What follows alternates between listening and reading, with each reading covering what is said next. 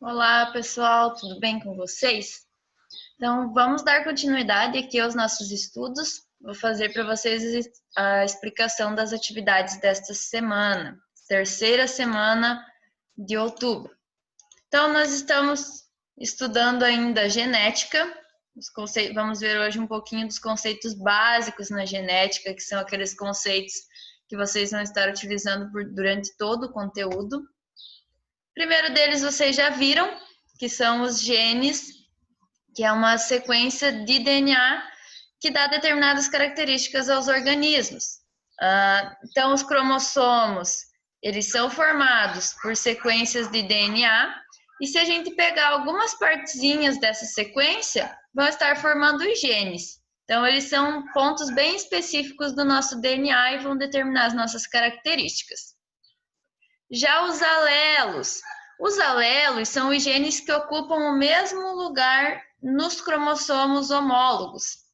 Ou seja, nós temos lá 2 cromossomos e, por exemplo, na parte de cima de um deles, a gente tem a cor dos olhos verde.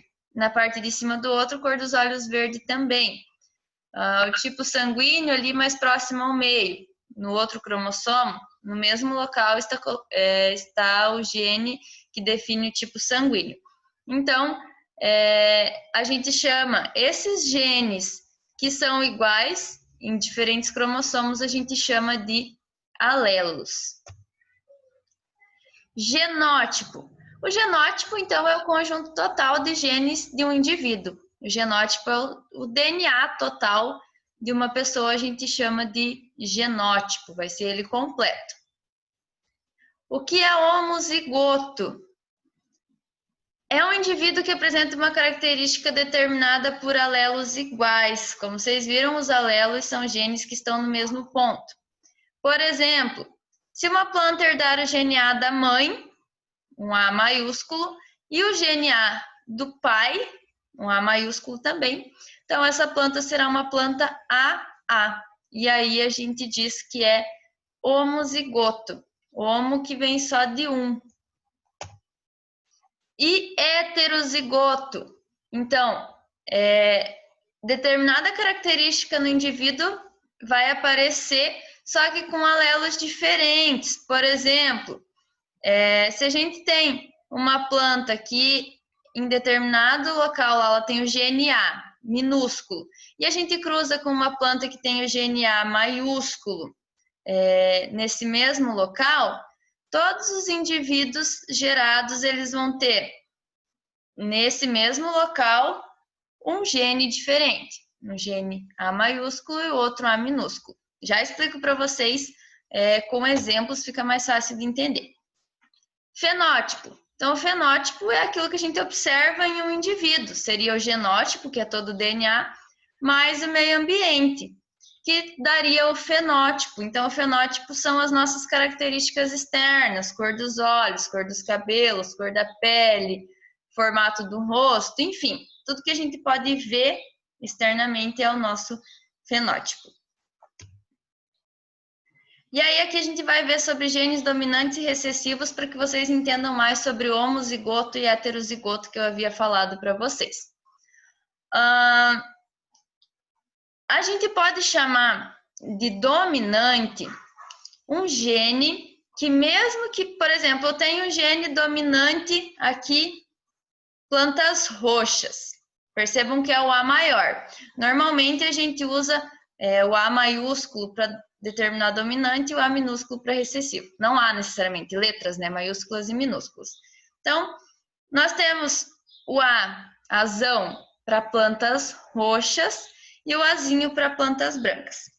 O Azão, ele é o gene dominante, porque, por exemplo, se eu cruzar uma planta azão com outra planta azão, eu terei uma planta com os genes azão, azão. Se os dois As são maiúsculos, a planta é roxa. Agora, se eu cruzo uma planta azinho com outra planta azinho, eu vou formar uma planta azinho, azinho. Vai ser uma planta branca.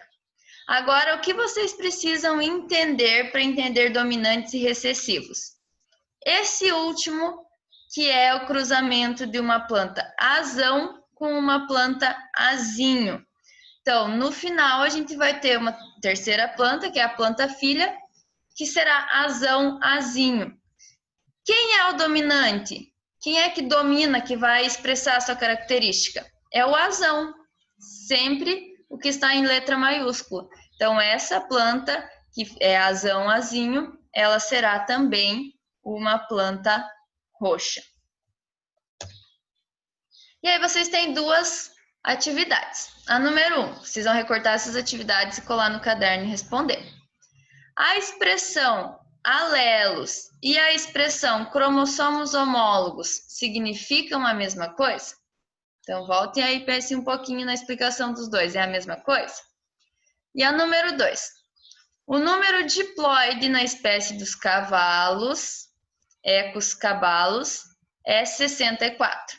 E na espécie dos jumentos, ecos azinos, é 62. Então, o número diploide, ou seja, o número total de cromossomos de cada uma dessas espécies. Do cavalo é 64 e dos jumentos é 62. Quantos cromossomos há num espermatozoide de jumento? Lembrem, o jumento, aqui vocês receberam o número diploide. Se a gente está falando em espermatozoide, vocês têm que saber o número haploide, que é uma célula gamética, é um gameta. Então, vai ser metade disso aqui, né? E quantos cromossomos há num óvulo de égua, que é a fêmea do cavalo, no caso? Também é uma célula gamética, é a metade disso aqui. E aí, a letra C.